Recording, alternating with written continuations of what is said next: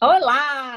Ei, Que tudo bom? bom! Tudo ótimo, Lúcia. E você? Tudo bom também, querida. Muito feliz da nossa conversa. Ah, eu também, viu, Lúcia? Eu vou te falar uma coisa, eu estava pensando assim, minutos antes de entrar no ar. Vou colocar meu foninho.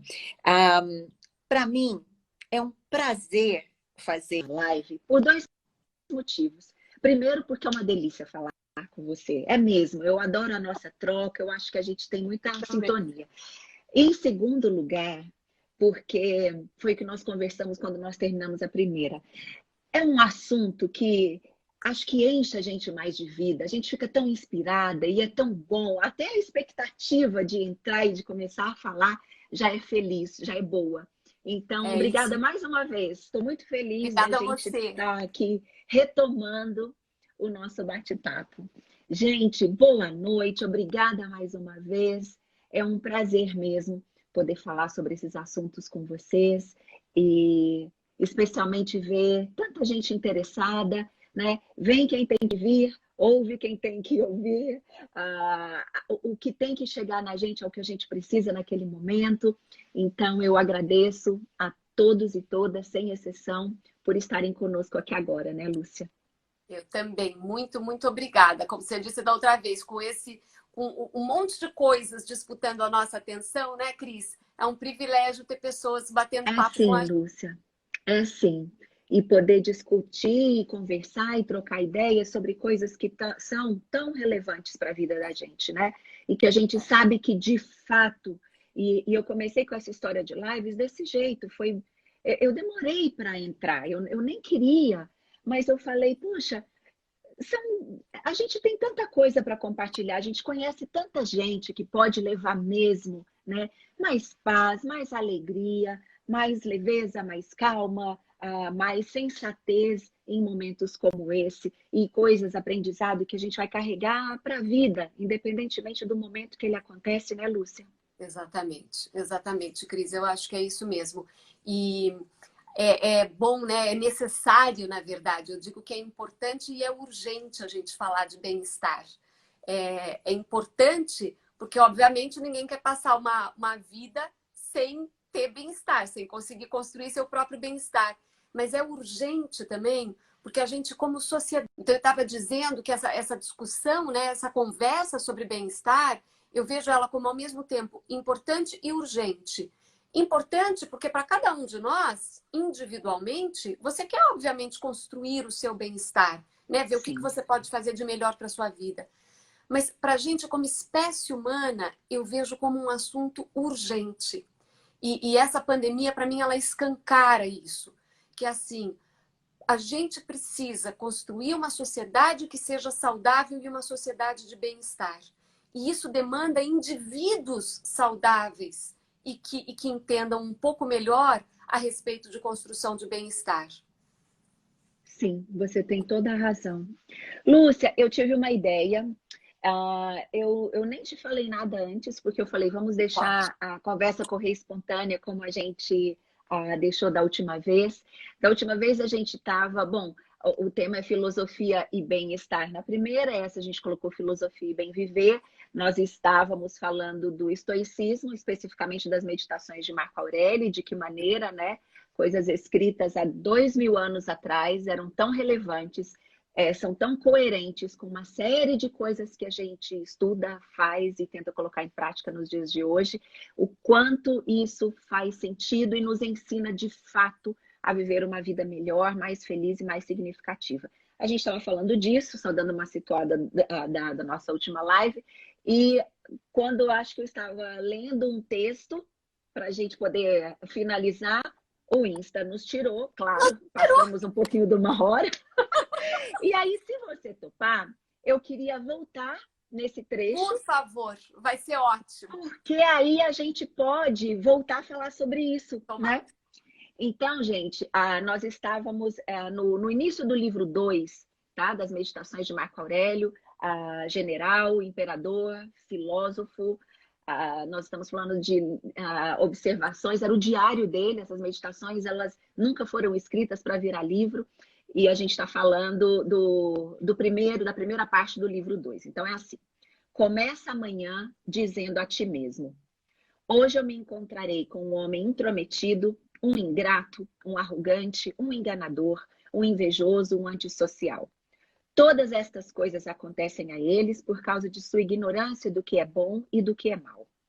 Mas eu que compreendo a natureza do bem, que é desejável, e do mal, que é verdadeiramente odioso e vergonhoso, que sei, além disso, que esse transgressor é meu parente, não pelo mesmo sangue e semente, mas por participação da mesma razão e da mesma partícula divina, eu não posso nem ser prejudicado por qualquer deles, pois ninguém pode me fazer incorrer no que é reprovável, e nem posso me irar contra eles, cuja natureza é tão próxima da minha. Porque nascemos para a cooperação, como os pés, como as mãos, como as pálpebras, como as fileiras dos dentes superiores e inferiores. Agir um contra o outro, então, é contrário à natureza, e odiá-los ou rejeitá-los é agir um contra o outro. Tão bonito, né, Lúcia? Eu queria que você comentasse um pouco para a gente Isso é falar um pouco maravilhoso. disso. Eu fico emocionada.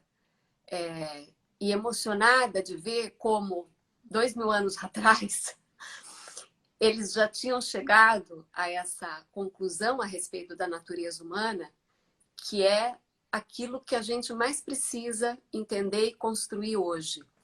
Tem um psicólogo evolucionista que eu adoro, foi meu professor num dos cursos que eu fiz, que é o David Keltner, da Universidade da Califórnia.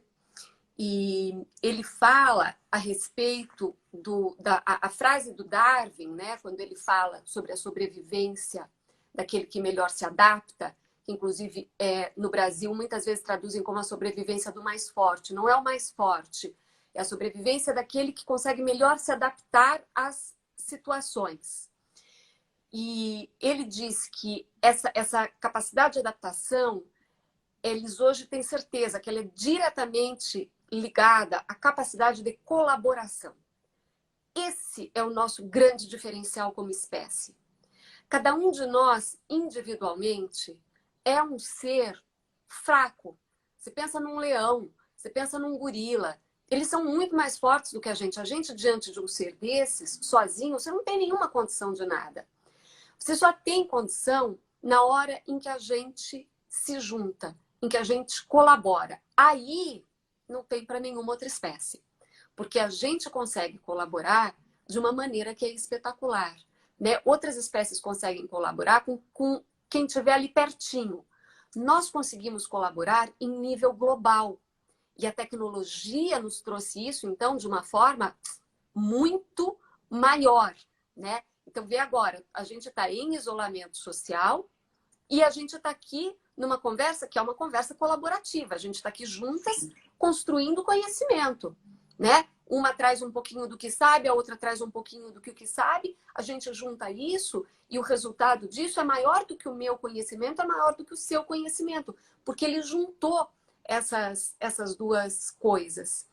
E o que é tão lindo nessa colocação, esse trecho específico que você escolheu para ler, que é um dos meus preferidos, é quando ele fala que vai encontrar, né, um egoísta, vai encontrar isso, aquilo, outro, e ele vai dando as nossas características humanas, que não são as melhores, que são as que eu gosto de dizer que são as que são mais desafiadoras para a gente, e que todos temos a nossa sombra, né? E ele diz, mas eu sou igual a ele. Ele é meu irmão, não é meu irmão de sangue, mas ele é meu irmão nesta condição humana, que é, por definição, falha. E aí, quando a gente entende isso, entra a história da compaixão. Porque se eu sou falha, e portanto, né, só com autocompaixão para eu me aturar, o que dizer dos outros? Eu também tenho que ter compaixão com os outros, porque são falhos assim como eu, né? Essa nossa família humana que tem uma série de questões aí para serem resolvidas. Mas, de novo, que a gente tem essa capacidade extraordinária, a capacidade de colaboração. Isso é o que nos tirou das cavernas, isso é o que vai trazer a vacina e a cura para o vírus, que no momento é o nosso maior desafio enquanto espécie. Sim. Isso é o que vai nos levar a construir sociedades melhores do que aquelas que a gente já construiu até hoje.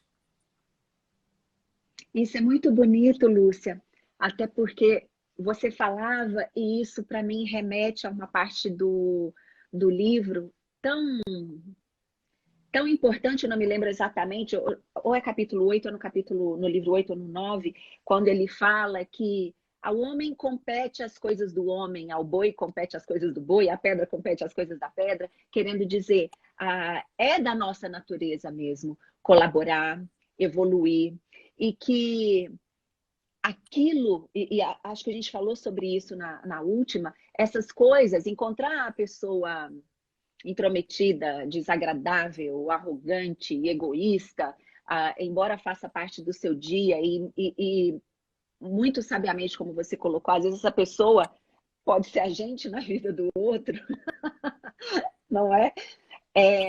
Eu acho importante a gente reconhecer, né, honrando essa natureza que ele falou, do homem compete, né, ao homem compete o que é humano, a pedra compete ao que é mineral, enfim, todas essas coisas, a gente também ter o bom senso de avaliar, de observar e não julgar em que estágio dessa caminhada você está. Porque, usando um exemplo de uma professora de filosofia que eu adoro, que é a Lucilena, ela fala, se te arremessam uma bola e essa bola não te acerta, é porque ela não está da sua altura.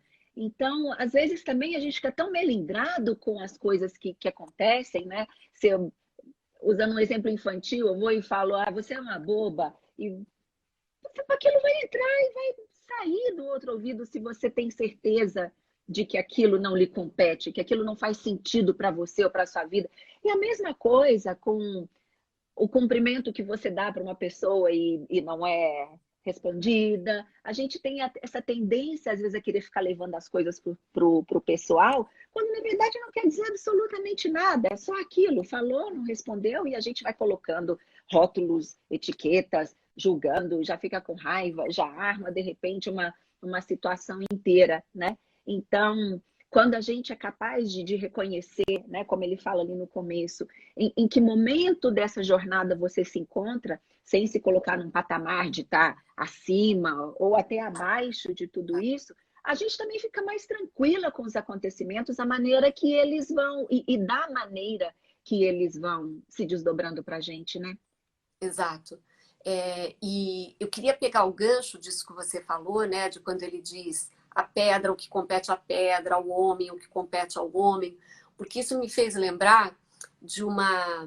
Quando a gente olha, eu adoro a história da felicidade, que para mim foi até interessante, Cris, porque você sabe que eu a vida inteira estudo meditação, estudo mindfulness, mas felicidade mesmo, eu comecei a me interessar mais e estudar quando eu fiquei grávida das minhas filhas. Minhas filhas acabaram de fazer 13 anos, semana passada. E eu comecei a me perguntar e eu dizia assim, o que eu mais quero, né, para essas crianças? Eu quero que elas sejam felizes. Então, o que é felicidade? E aí eu comecei a estudar mesmo, o que é felicidade? E quando você vem na história da felicidade, e por muito tempo ela teve diferentes conotações para a gente ao longo do tempo, mas chega um momento que é ali no iluminismo, né, século XVIII, virada do século XVII para o século XVIII, que chega um filósofo inglês, que é o John Locke, e que ele diz assim, do trabalho humano, pertence ao humano a construção da felicidade. E isso foi uma coisa revolucionária, porque até então felicidade era entendida como alguma coisa que era ou sorte ou destino. Que até soa esquisito para a gente falar, como assim sorte ou destino? Porque são coisas opostas, né? Destino é uma coisa que está traçada para você. E sorte acontece. Mas se você olhar, tanto sorte quanto destino tem uma coisa em comum, que é nenhuma das duas compete ao nosso trabalho humano.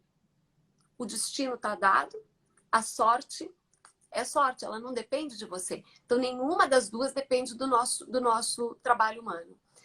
E quando a gente, então, começa a olhar e dizer, puxa, isso é da minha competência, você começa a entender que você tem responsabilidade nessa construção.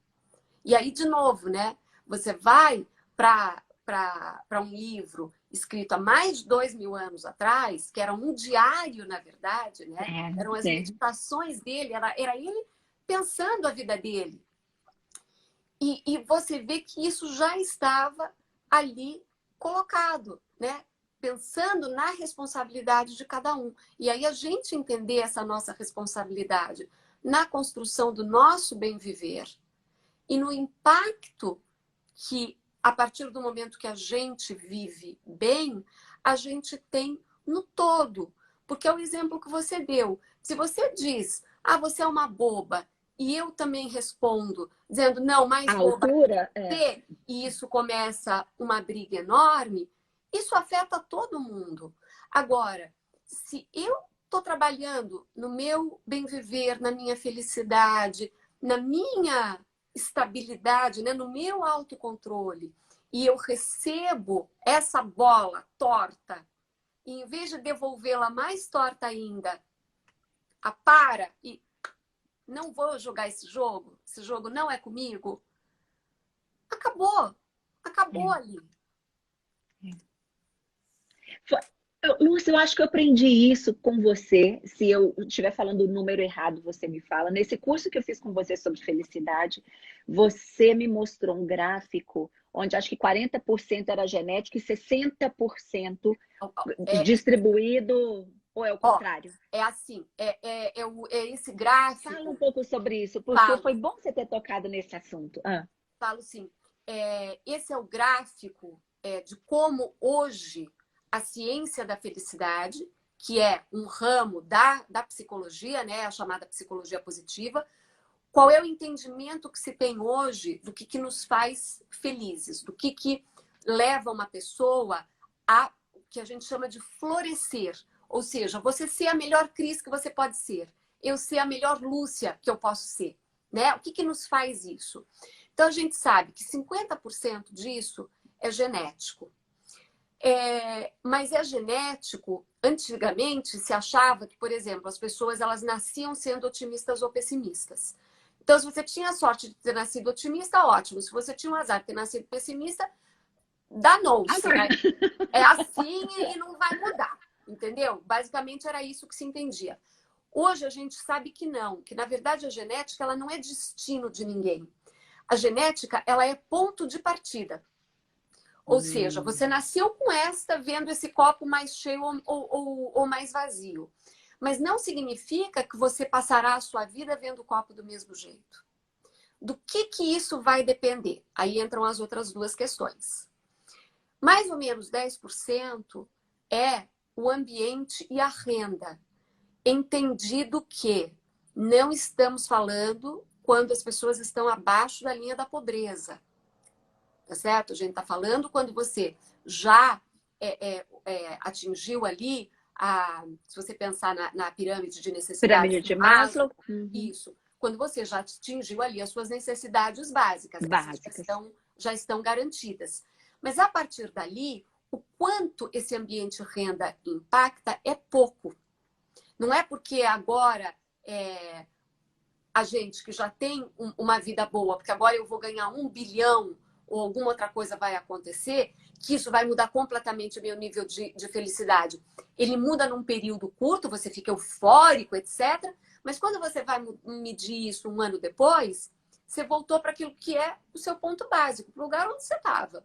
Você sabe que você falando isso, Lúcia, desculpa te interromper, mas você vai voltar, me lembrou o economista e filósofo Eduardo Janetti, brasileiro, onde ele tem um estudo, né, onde ele fala que acima dessa renda X, esse número deve ter sido atualizado, então eu não vou falar aqui o antigo, acima dessa renda X, os níveis de felicidade e de satisfação pessoal das pessoas são iguais. Então, vamos supor que esse limite seja 10 mil reais, com 10 mil reais ou 3 bilhões de reais, a sua felicidade não é impactada em absolutamente nada por conta Exato, por de ter conta dessa é, questão, por conta dessa sim, questão. sim. Então, ela vai ser impactada pelo quê? Aí vem o que é, na verdade, o pulo do gato dessa história. O que são os outros 40%? Né? Porque a gente está com 60% até agora. O que são os outros 40%? Os outros 40% são os nossos hábitos e as nossas escolhas diárias. É o que é que eu faço no meu dia a dia. Com o que eu estou escolhendo me alimentar em todos os sentidos. Com quem que eu converso? O que eu leio? O que eu assisto? O que eu coloco para os outros? Como é que eu exerço o meu talento? Como é que eu ponho esse talento a serviço da nossa comunidade? Né? E aí é muito importante isso que da gente entender que assim são as escolhas que a gente faz e os hábitos, porque a gente muitas vezes não presta atenção nos hábitos, como eles são automáticos, você não presta muita atenção. Por que o cérebro gosta de hábito? Porque todos os organismos vivos, não é só ser humano, todo organismo vivo, qual é o interesse dele? É economizar energia. Economizar energia para usar essa energia numa hora em que a vida esteja sob ataque, para sobrevivência, né? O cérebro, se você olhar para o tamanho do nosso corpo, o tamanho dele é pequeno em relação a tudo. Mas ele tem um Sim. gasto enorme de energia. Então, o que ele faz? Ele automatiza todos os processos possíveis para poder ter energia suficiente para se concentrar nas tomadas de decisão que a gente precisa fazer, né? Então, nessa automatização, algumas pessoas vão, por exemplo, automatizar o quê? Reclamação. Então, elas vão criar uma via cerebral super pavimentada, o melhor asfalto, a melhor iluminação. E sabe o que passa por ali? Reclamação. Neurônio reclamando com neurônio. E aí, tudo que acontece, elas reclamam. Reclamar, vamos olhar para a palavra. Clamar de novo. Chamar de novo. Aquilo que você não quer. Então, pelo amor de Deus, né? Pelo amor de Deus. A gente tem que fazer o quê? Olhar um pouquinho para esses hábitos nossos, né? E começar a ver quais eu posso melhorar. Então, se eu tenho uma via super pavimentada para reclamar ou para me comparar com os outros, que é outra receita perfeita de infelicidade, o que é ser infeliz? Reclama e se compara. É tiro e queda, né? Então, Kierkegaard, o filósofo, já falava isso, né? não é? É uma frase dele. A raiz de toda infelicidade é a comparação.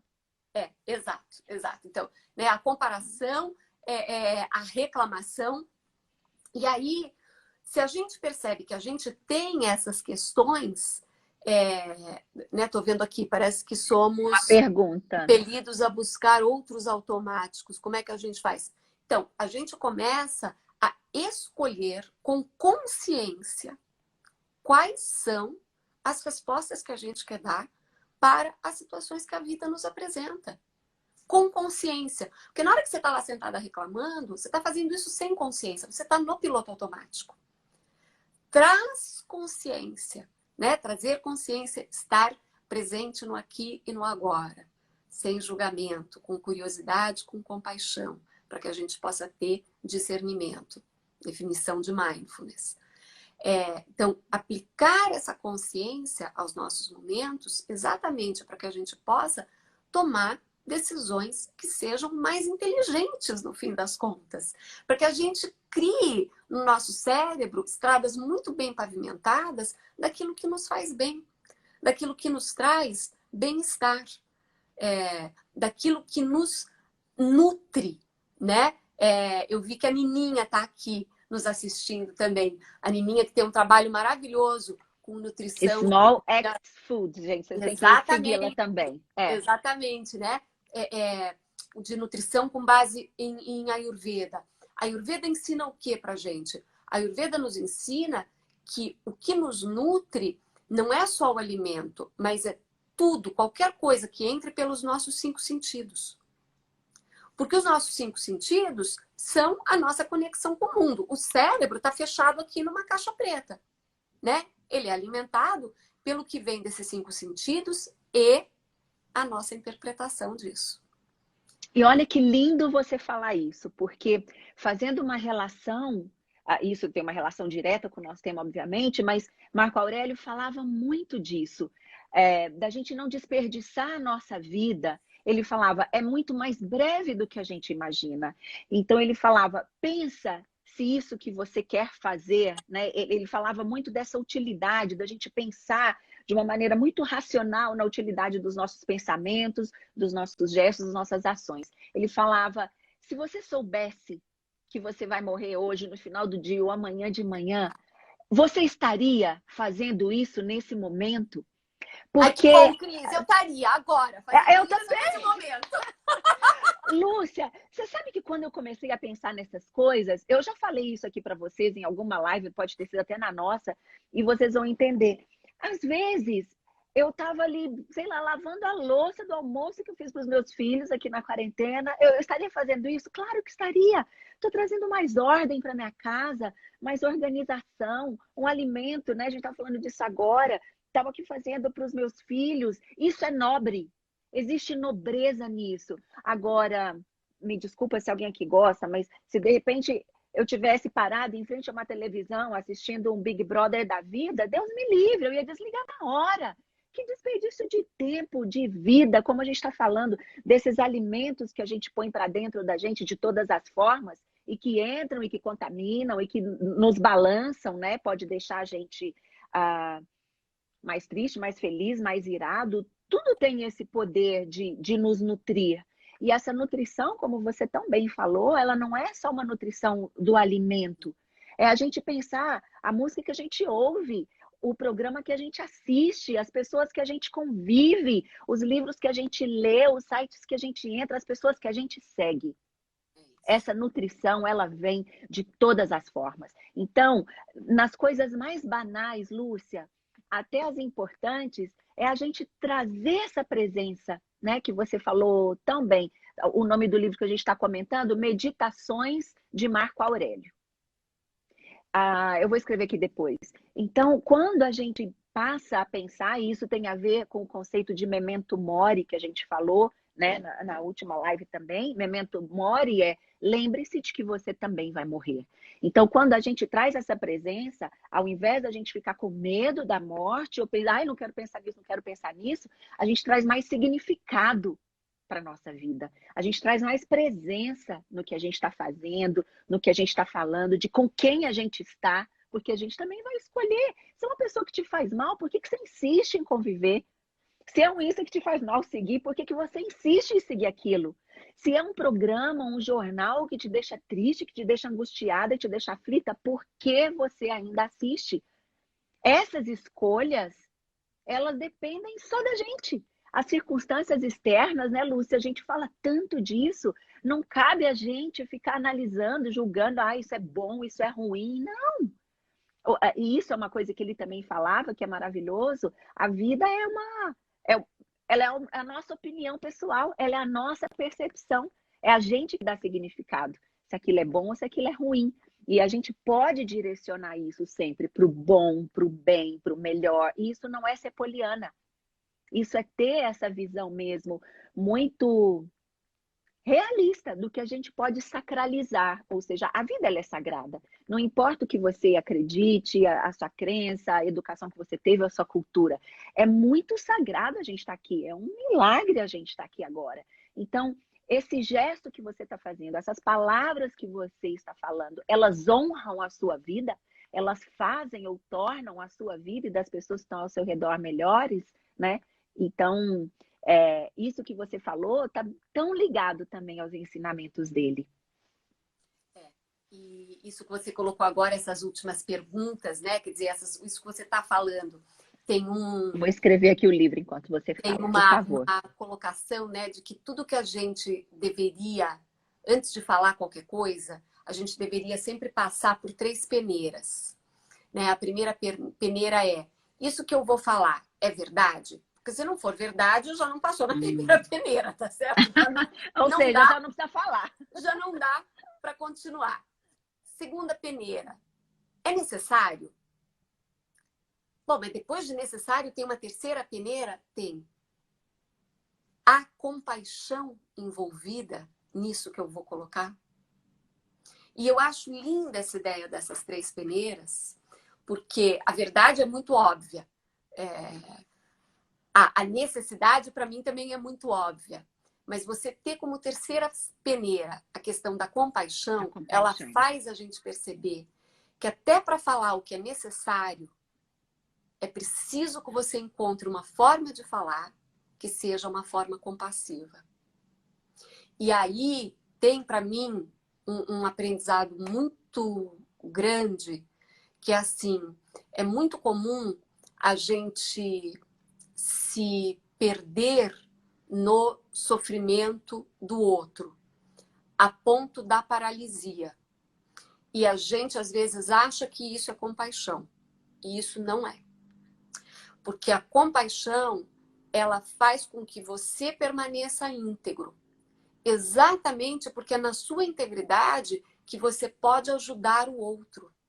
Se você perde essa integridade e se mistura nesse sofrimento do outro, você perde a sua capacidade de ajuda.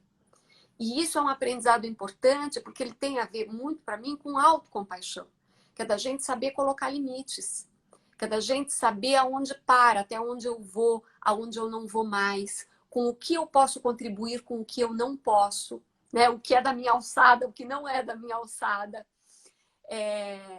Que são coisas que eu acho que são fundamentais num nível bem básico, é o aprendizado da gente dizer não, né? Sim. Por mais que eu queira contribuir, às vezes a nossa contribuição é dizer para alguém não. E são coisas que para mim levaram um tempo assim de vida e de entendimento racional e depois de prática para poder começar a trabalhar melhor. Porque, por natureza, eu sou uma pessoa que quer dizer sim. Eu quero dizer sim. Eu quero ajudar, eu quero sair do meu caminho. Mas eu era muito de fazer isso. Eu saio do meu caminho e eu saio tão atabalhoadamente para tentar ajudar que eu não ajudo nada. Né? E aí a gente começa a entender como é que a gente vai se colocando para poder, de fato, prestar o melhor auxílio ao outro, que não é de qualquer jeito. E isso tem tanto a ver, Lúcia, com uma questão que ele colocou num dos livros também, que é quando ele fala da gente não inventar de fazer muita coisa e da gente fazer poucas boas e bem feitas. Que às vezes a gente também sai querendo abraçar o mundo, ajudar Deus e o mundo, e ao invés de ajudar, né, usando o seu exemplo, ao invés de ajudar bem uma pessoa ou uma instituição, a gente sai querendo fazer um monte para um monte de gente e não faz bem nenhuma delas. Porque essa coisa de, entrando rapidamente em outro assunto, essa coisa de ser multitask, a gente já sabe que é uma balela, né? Ninguém Não consegue funciona. realizar mais do que uma atividade muito bem feita ali na hora. E a gente Não acha que a gente é mulher e que a gente consegue cozinhar, ajudar ali na lição, atender o telefone, bota aqui, e não existe isso. Não tem. O Não cérebro está fazendo não faz nenhuma, isso. certa. O cérebro não faz isso. O que ele faz bem, né, Cris? É passar rapidamente de uma tarefa para outra, mas há um desligamento da tarefa anterior. E isso é preciso ser entendido, porque nessa fração de segundo de desligamento da tarefa anterior, é a hora em que você perde alguma coisa que era importante a respeito daquilo, e daí você chega a conclusões erradas, ou toma decisões que não são as decisões mais sábias, né?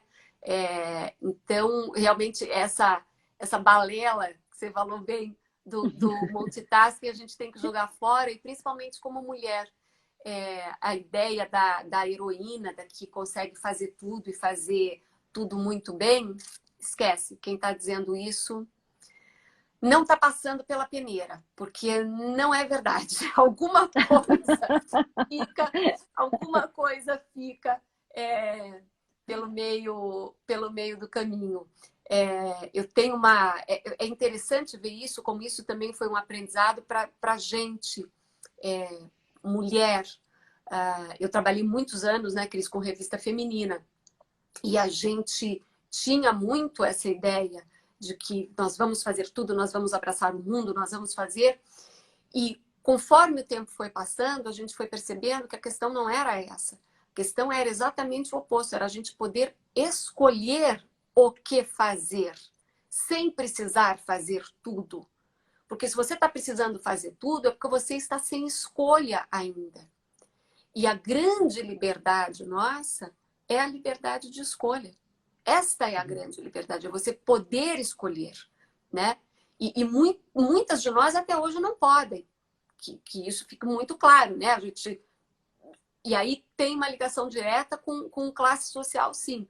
Né? O quanto você tem condição de fazer algumas escolhas ou não tem. E é importante a gente saber disso, a gente falar sobre isso, para também ajudar as outras mulheres, né? Para sair todo mundo dessa ideia de querer ser super mulher, porque essa é uma ideia que leva ao não bem-estar, gente, à infelicidade. Verdade. Uma vez eu vi uma frase e eu guardei isso para mim e eu repito sempre que possível. A gente, durante tanto tempo, como você falou, né? A gente quis tanto dar conta de tanta coisa e aí vem a frase: a imperfeição é libertadora.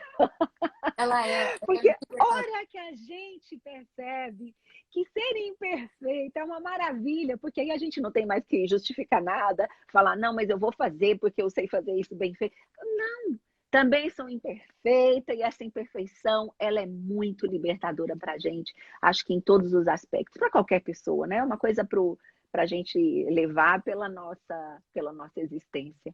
É isso mesmo, e é interessante porque eu lembro uma vez a gente fez uma matéria que era assim, né? Você pode ser apenas boa o suficiente. Ah, maravilhoso. E é isso, entendeu? Eu não tenho que ser excelente em tudo, você tem que escolher É, o que você quer ser excelente, é, né? E aí, no resto, basta ser bom o suficiente. E aí é. você escolhe onde é a sua excelência. E aí lembra, né, que excelência é hábito. Excelência não é acaso, gente. Excelência é hábito. Isso, aliás, eu repito direto para as minhas filhas aqui. Vai arrumar Ah, a sim. cama. Começa a fazer de qualquer jeito a cama. Eu digo, não.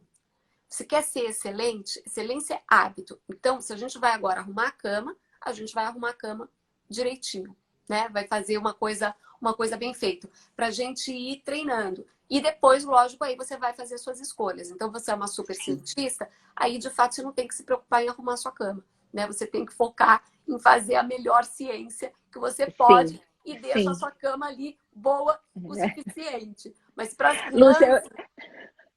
eu falo isso muito para os meus filhos. Eu falo nessa questão das nossas escolhas. Eu falo, olha, a gente não está aqui para a gente fazer o que a gente gosta. A gente está aqui agora para a gente fazer o que é preciso. Então é isso. Agora é arrumar a cama. Exato. Depois que estiver arrumado, organizado, vocês vão fazer o que vocês gostam. E que é o que você falou, desse momento de vida que aí sim vai nos proporcionar escolher. Ah, agora eu sou uma cientista, eu tenho uma pessoa que pode me ajudar com isso, os filhos estão grandes, não preciso mais me preocupar com camas arrumadas, por exemplo, dentro de Exato, casa, né? exato, né? Mas para as crianças, enquanto a gente está fazendo essa formação de caráter, é fundamental ir mostrando que, assim, na vida a gente tem as coisas que a gente gosta de fazer, etc., e tem as coisas que a gente precisa fazer. E que, aliás, Cris, leva a gente de volta lá para 2.500 anos atrás, para Aristóteles, quando ele faz a distinção que é base da definição científica de felicidade hoje em dia, que ele faz a distinção do bem-estar hedônico e eudaimônico, né? Então, o bem-estar hedônico, os prazeres. Então, tô aqui, vou tomar sol. Ai, que delícia o sol na minha pele, isso me faz um bem. Isso é um prazer.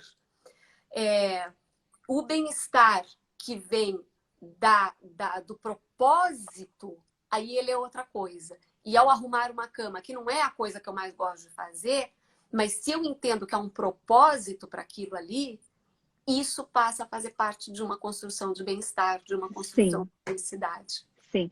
Que é o que Marco Aurélio falava todas as vezes ao levantar da cama. Que nos dias frios, por exemplo, existe alguma coisa melhor, gente, do que você ficar ali enroladinho e às vezes você está num dia ruim e aí é que você quer ficar na cama mesmo. E aí ele falava, compete a você acordar para fazer o que é da sua natureza, o que é humano, né? Eu acho até que eu anotei, deixa eu ver, porque é tão aqui. Na primeira luz do dia, eu tenho indisposição contra a falta de vontade de deixar a cama o pensamento de que estou me levantando para o trabalho do homem. Devo resmungar quando saio para fazer o que eu nasci para fazer e para o qual eu fui trazido ao mundo? Este é o propósito das minhas criações. Ficar aqui debaixo dos cobertores e me manter aquecido? Não. Foi por prazer, então, que você nasceu e não para o trabalho e não para o esforço. Então, viva para fazer as coisas na qual você nasceu para fazer. É maravilhoso. E é assim, é a definição científica hoje em dia de felicidade. Você pegar a definição da Sônia Lyubomirsky, que é uma das grandes pesquisadoras a respeito de felicidade hoje em dia, né? Ela diz, literalmente, eu vou ler aqui, a experiência, né? O que é felicidade? Felicidade é a experiência de alegria, contentamento ou bem-estar, combinada com a noção de que a sua vida é boa, significativa e vale a pena. Então, no equilíbrio dessas duas coisas, no equilíbrio daquilo que é o prazer e daquilo que é o meu propósito. Gente, o propósito não pode ser ficar embaixo da coberta o tempo inteiro. Tem muita coisa boa pra gente, não é só pra gente fazer pra gente, mas é pra gente oferecer pros outros. Porque aquilo que eu não fizer pelos outros, ninguém fará no meu lugar. Sou eu. É meu, é o meu talento, é a minha capacidade, é o que eu tô aqui para cumprir. E isso é bacana porque, assim, eu acho que, pensando em criança também, né, que começou mãe, eu fico pensando muito como trabalhar isso com as crianças, né? Eu digo para elas, gente, automotivação é o seguinte, automotivação tem nome, chama disciplina. Porque quando a gente não tá, por exemplo, com motivação para sair da cama, porque tá gostoso, tá frio, eu tô aqui embaixo da coberta, eu não tô motivada a sair da cama. Mas eu tenho que ter uma coisa chamada disciplina, que é o que me leva a sair dessa cama para então ir cumprir o meu propósito. E uma vez que você faça, aí tá resolvida. Que nem ir pra ginástica, né, gente? Difícil é chegar lá, mas na hora que você chega é uma delícia. Na hora que Não, você e termina... quando você termina, não tem um dia que você não fala, ainda bem que eu vim, ainda bem que eu fiz. É isso. Mas para isso tem que ter o quê? Tem que ter disciplina, né? Tem que ter disciplina. E não por acaso, né? Marco Aurélio era um guerreiro, tá certo? Esses caras tinham a disciplina como second skin, né? Era a segunda pele deles. Não, e quando a gente citou esses exemplos, né, na nossa live anterior, quando ele dava como um exercício, não ele, né, mas os estoicos dão como um exercício de disciplina, você dormir no chão por 7 dias, tomar banho frio por 7 dias, para você dar valor de fato a tudo que você tem, para você reconhecer, né, tudo que você tem, você passa além de ser um exercício de disciplina, você passa a reconhecer tudo que você tem na sua vida que nem dependeu de você, né, Lúcia, para ter aquilo, para merecer aquilo. E que é um reconhecimento absolutamente fundamental. É um reconhecimento ligado diretamente à nossa capacidade de gratidão. Que é aquilo que nos liga aos outros. Porque se eu acho que eu sou a bacana e tudo que eu fiz é meu, é conquista minha, foi por minha causa e não por mais ninguém, eu não tenho gratidão por nada, não tenho gratidão por ninguém. E, em cima disso, não se constroem redes comunitárias. A gente constrói as nossas redes comunitárias no entendimento de que estamos todos em permanente troca, né? Ou, quem foi, Cris? Quem é o prêmio Nobel que vai ganhar? Ele vai ganhar o prêmio e ele diz, se eu estou aqui hoje, é porque eu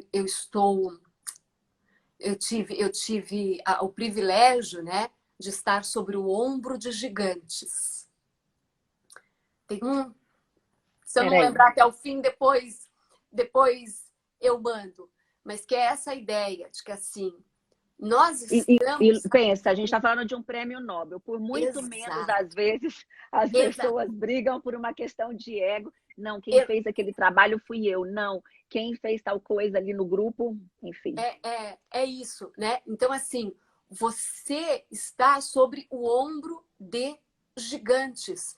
Gente, a gente tem luz elétrica porque a gente está aqui confortavelmente sentado no ombro de gigantes. A gente tem água encanada porque a gente está aqui confortavelmente sentado no ombro de gigantes. A gente tem Wi-Fi, a gente tem tudo que tem porque a gente está confortavelmente sentado no ombro. Muito obrigada, Isaac Newton. Isaac Newton. Muito Se obrigada. eu vim mais longe, foi por estar sobre ombros de gigantes. Foi Isaac Newton. Isso, obrigada, Karina. Obrigada. Não conseguia me lembrar. Podia ter pedido a ajuda dos universitários, gente. Fiquei aqui pesquisando eu mesmo. Esqueci. Essa frase, eu acho essa frase demais. De uma beleza. Ela me deixa emocionada mesmo. Porque você começa a olhar para a sua vida toda e você vê que tudo que a gente tem é porque nós estamos sobre o ombro de gigantes. E aí o negócio é o seguinte, não dá para a gente se apequenar, né? Então, com disciplina e com entendimento racional, né? Para a gente poder fazer as nossas melhores escolhas e trazendo compaixão. Porque é a razão junto com compaixão, o tempo inteiro. As duas coisas precisam estar juntas. É isso que nos diferencia. É isso que faz com que a gente possa ser melhor. Lúcia, que lindo. Ó, vendo que a gente tem 12 minutos... Agora, ó, gato escaldado... Não serei pega de surpresa hoje. Eu fiz um resumo aqui muito rapidinho de algumas ideias principais do livro. Eu quero ler essas frases e eu queria que você escolhesse uma para a gente poder falar a respeito disso e finalizar, tá bom? Então, a primeira a gente, de uma certa maneira, falou, né, que a realidade, ela é moldada pela nossa opinião, então vamos colocar a nossa percepção a nosso favor, né? Se eu não ele falava, se eu não vejo a coisa como um mal, então isso não me importa. Ignore o que os outros estão fazendo, então a gente também já falou sobre isso, quando a gente falou que a raiz da infelicidade, né? Citamos Kierkegaard, é a comparação. Exato. Faça poucas coisas, porém muito bem feitas. Mencionamos isso aqui também. Nossa, eu nem percebi que a gente... Cris, a gente está afinada. Eu tô tão orgulhosa da gente ter esse poder de concisão. O Memento Mori, que a gente falou na semana passada, Memento Mori, amor fati, né? Você é mais forte do que você pensa.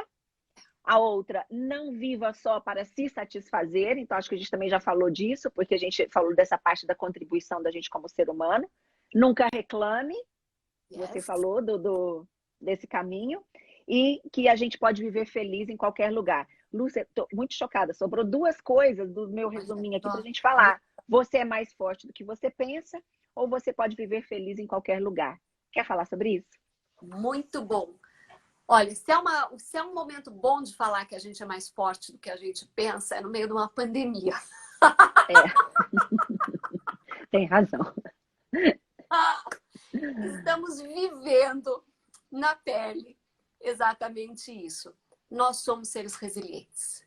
E o importante de saber é que resiliência, assim como otimismo, assim como compaixão, assim como uma série de características que até muito pouco tempo se achava que eram inatas, elas são passíveis de treinamento. Então, nós somos sim todos mais fortes do que pensamos e podemos ser a cada dia mais fortes de acordo com as escolhas que fazemos. Voltando para aquela fórmula do bem-estar, da felicidade, aquela fórmula não, aquela equação, quando a gente entende que resiliência é algo fundamental, a gente pode passar a fazer escolhas que nos tornem mais resilientes. A gente pode ajudar os nossos filhos a fazerem escolhas que os tornem mais resilientes. Por exemplo, não dando para eles tudo. explicando para eles que há coisas que, se a gente esperar, é melhor. Explicando que alguma coisa que você talvez até pudesse dar para ele, mas que você diz, vamos fazer uma coisa, o que você poderia fazer para conquistar isso?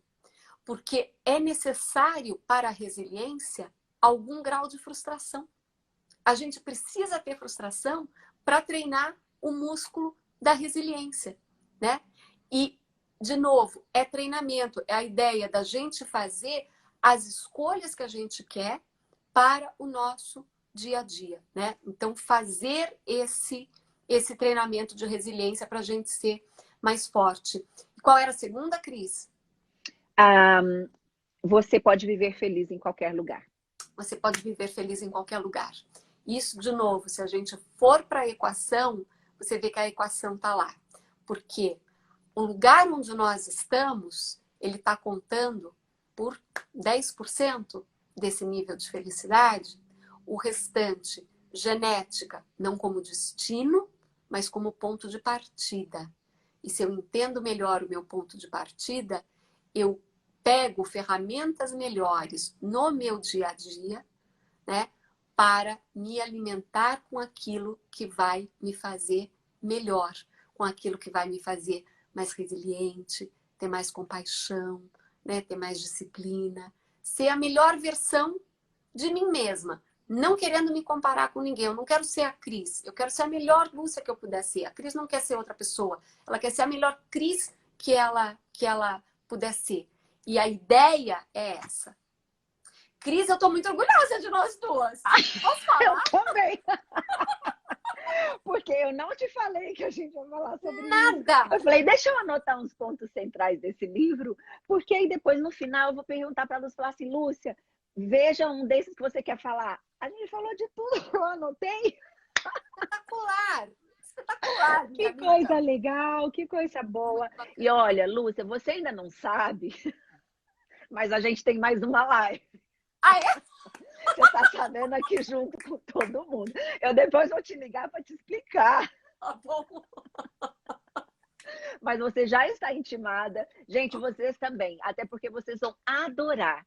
Foi uma ideia que eu tive. Modéstia à parte, muito boa. Acho que vocês vão gostar de verdade. A Lúcia faz parte disso. Ela não sabe ainda, tanto quanto vocês. E que daqui a uma semana, 2 semanas no máximo, vocês já saberão o que é. E eu quero agradecer de novo, quero agradecê-los, agradecê-las por estarem aqui com a gente, por terem escolhido estar aqui com a gente, né, Lúcia? É isso. Dá a chance da gente falar mais sobre essas coisas que a gente gosta e que eu aprendi com... São 2 amigos meus, um é neurocientista e o outro é muito ligado nessa coisa de mindfulness, e os 2 falam isso para mim. Eles falam assim, não acredite em tudo que eu lhe disser. Só vai ser verdade a hora que você experienciar isso, a hora que isso for uma verdade na vida de vocês. Então, assim, duvidem do que a gente está falando para vocês se sentirem instigadas e instigados a mergulharem nesse universo do mindfulness, da filosofia, do autoconhecimento. Porque quando a gente começa, né, Lúcia, a viver essas coisas como verdade, isso não é mais conhecimento, porque passa a ser experiência. Eu vi um dia um relato lindo, Lúcia. É como se o conhecimento por si só é você carregar as rosas e não sentir o perfume de nenhuma delas. Maravilhoso. Então, o conhecimento, ele precisa ser aplicado na vida da gente. E quando a gente aplica e sente que todas essas coisas que a gente falou aqui, todos esses livros, todas essas pessoas maravilhosas que nos sustentaram e nos trouxeram Todos até os aqui, gigantes. né? E todos os gigantes que nos carregaram nos ombros para a gente chegar aqui, quando a gente passa a constatar que tudo isso que eles disseram, viveram e experienciaram, a gente também pode viver, porque nada nos difere deles, a vida, então, ela tem novas cores, né, Lúcia? É uma outra vida. É uma outra vida. É uma outra vida. Falou tudo, Cris. É uma outra vida mesmo. Eu também quero agradecer demais, querida. Sempre aprendo com você. Sempre é um prazer. Eu também, Lúcia. É tão recíproco. Muito obrigada. Enorme. Muito obrigada. Obrigada a cada um de vocês que ficou aqui com a gente, batendo esse papo. Estou feliz da vida que a gente já vai ter mais um papo. Vamos! Adoro Depois ficar eu te curiosa, explicar. feliz. Ai, vai ser Assim, muito então legal. nos encontraremos. Eu vou, Vamos. Cris, eu vi que alguém pediu o nome da Fale. Sônia. Deixa eu pôr aqui. Escreva aí.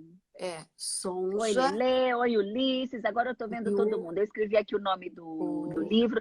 Gente, tem várias versões, várias capas. É um só, Meditações de Marco Aurélio.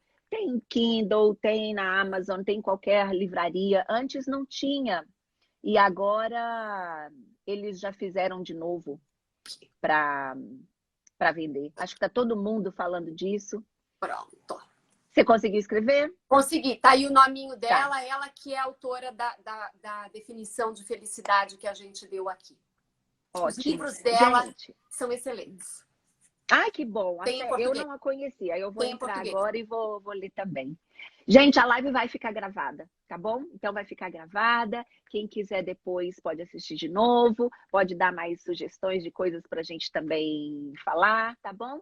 Um ótimo final de semana para vocês. Lúcia, obrigada mais uma vez. Obrigada a cada um e a cada uma de vocês que estiveram aqui com a gente. Beijos. Fiquem com Deus. Beijos. Tchau, tchau. Tchau, tchau.